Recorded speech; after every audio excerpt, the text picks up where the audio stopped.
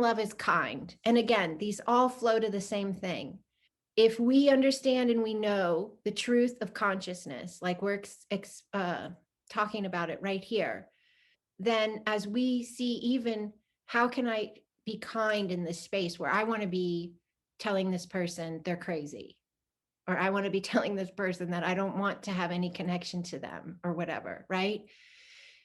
You don't have to, being kind does not mean you have to be walked on. Being kind does not mean you have to be unheard.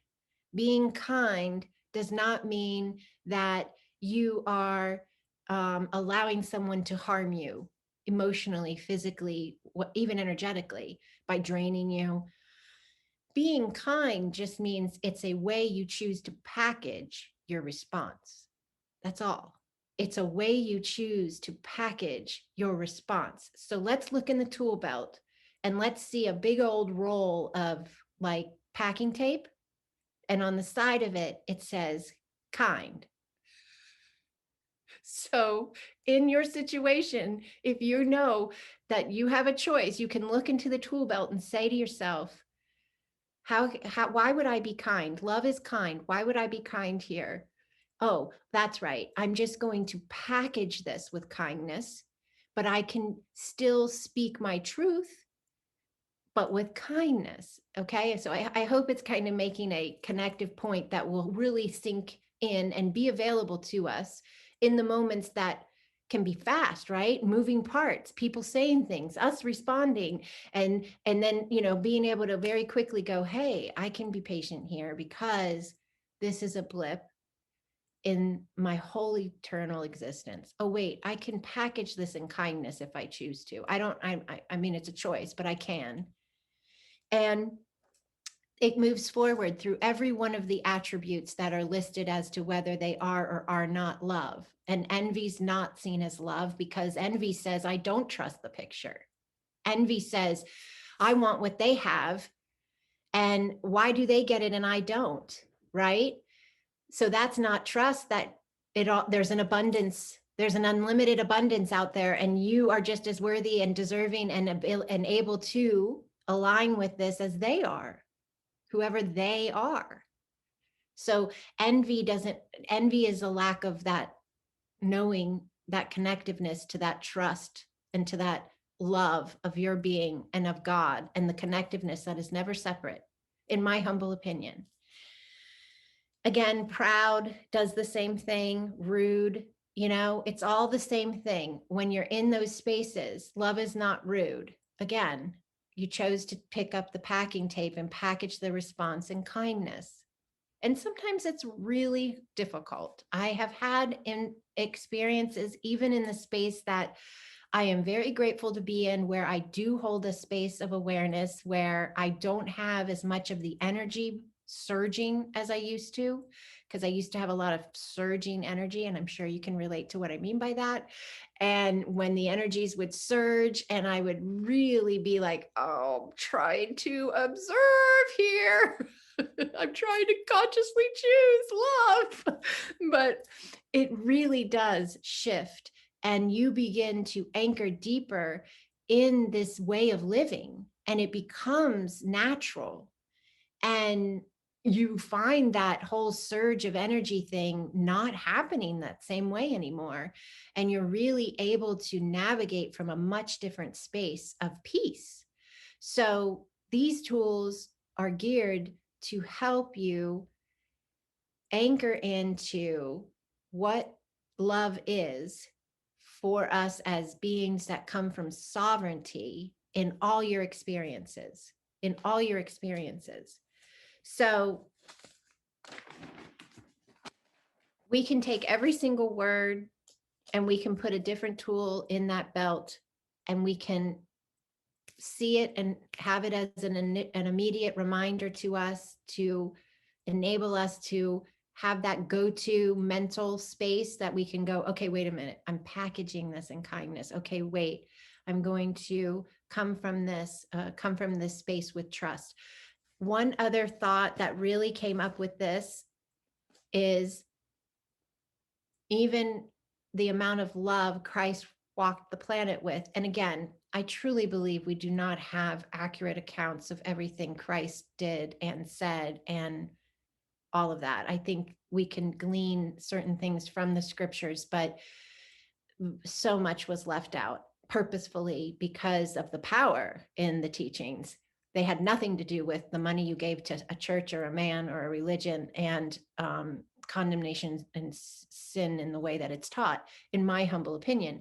But what we can glean out of it, I love to do that. And when Christ, the record of forgiveness, and he had many different stories of forgiveness, of, from everything of don't try to get the stick out of your splinter out of your brother's eye until you get the mote out of your own, or whatever it is, like the big pole.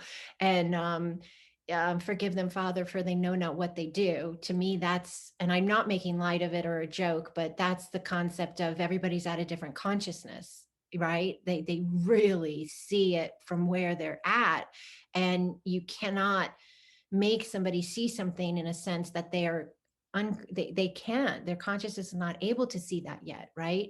So allowing consciousnesses to be where they're at, and allowing compassion and love, not from a condescending sense where I'm better than you, I have a bigger consciousness than you, I see things differently than you, but just remembering that all are worthy of love and grace and mercy. And this gets a little tricky for me because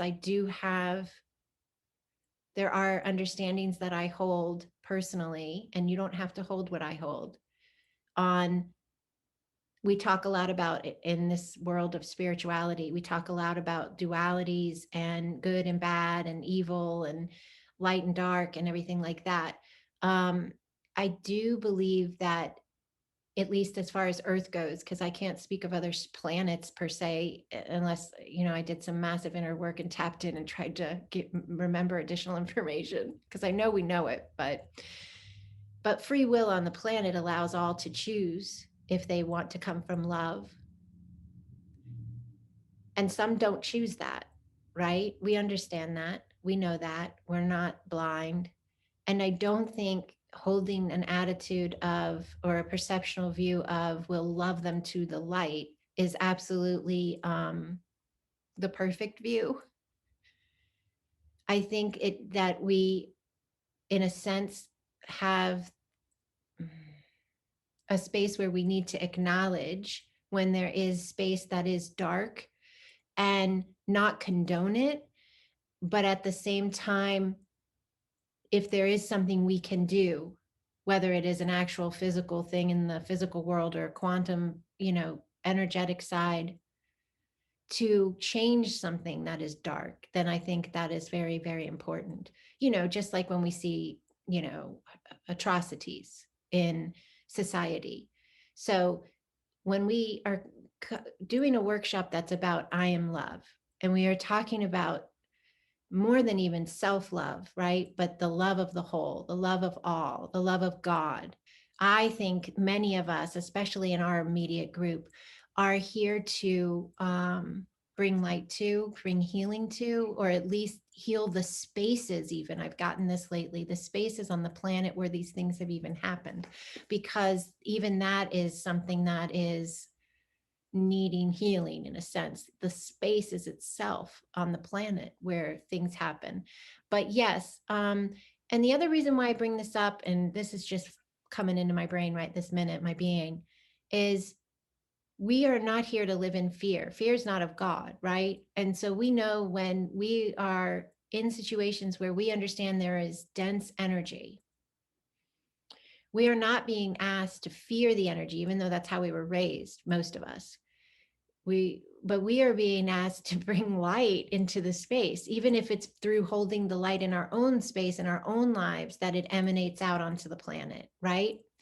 And there's a lot shedding right now.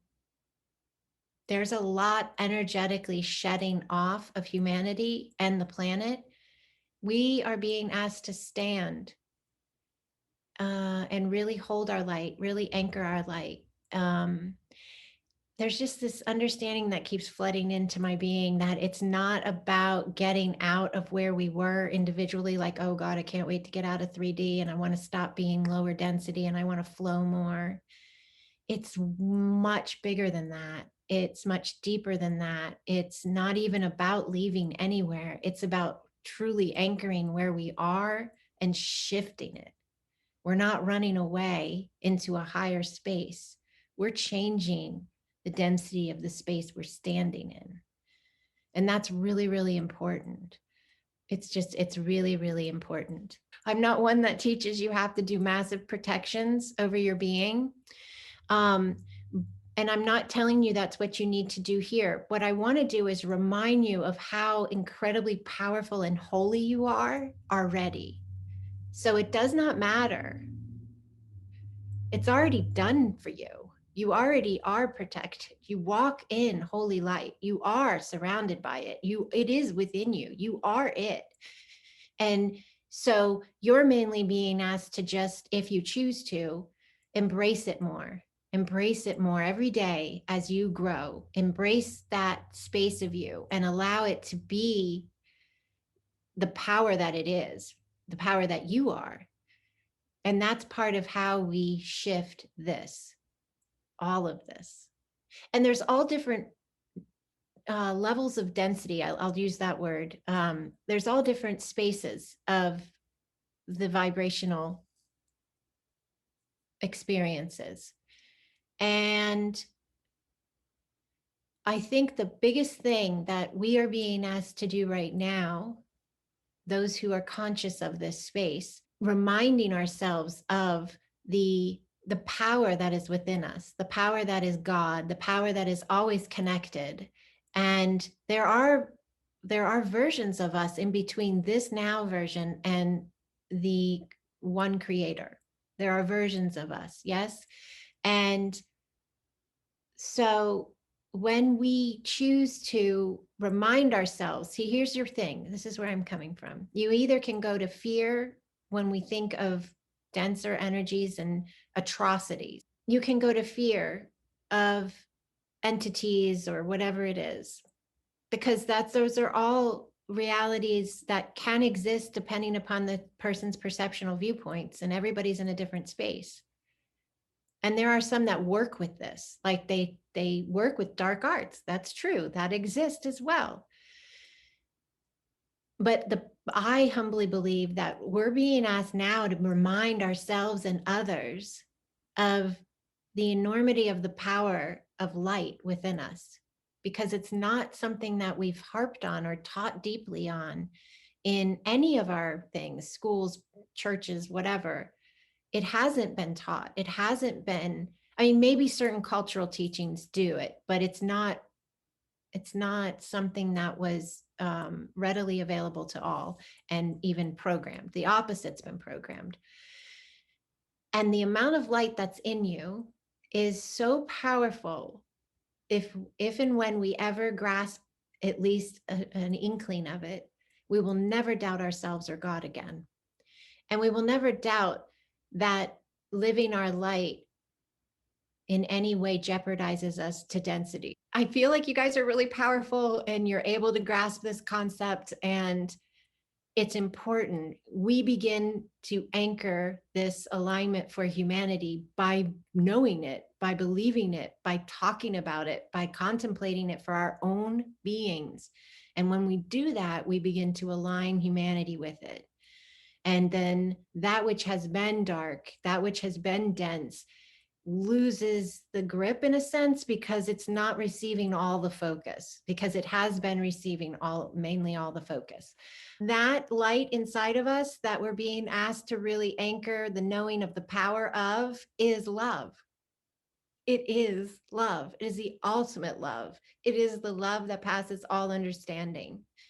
So, and it's God. It's like the vibration of God. It just came a phrase, the greatest fear is to bring light where once we didn't see. Yes, yes, yes. And we will need that strength and that love to uphold us as the light shines through the spaces that have been dark. Yes. But then that's it. Then we move forward, and that's, see, here's the thing is I've been beginning to understand more and more lately that there has been a huge wake up on our planet. Yes. And a lot of individuals have been waking up, and there's a collective shift. But where we are headed with the planetary shift, the collective humanity shift, we have some really big things that we need to do. And I think that's why we're being asked to like anchor this, anchor the fact that you hold this power, anchor the knowing that the love of God flows through your DNA. Okay. You're never separate from it. And if you're ever in a space where your mind tells you that there's something negative around you, or you have a feeling, and every one of you I basically have had discussions on with this. So I have a feeling, be like, I have a feeling that there's this negative energy just came in the room, or there's something dark here or dense here, or, um, this is why we're saying this right now. We are being called to stand up in the truth of the love that runs through your veins, the love that runs through your being, and the light that is. You have the discernment to say, I am holy light and I'm surrounded by holy light. And then you can move forward as the experience unfolds and allow your discernment, your observation, and your connection to your inner knowing to help you transmute energies and navigate spaces. But we are not on the same playing field that we were before. And the energies are in motion, and it is no turning back. It is the way it is going, and it is unfolding for the glory and the greatness of all. It really is. But certain spaces will need us to really remember who we are and the love that runs through our being. I send blessings to each and every one of you. Thank you so much.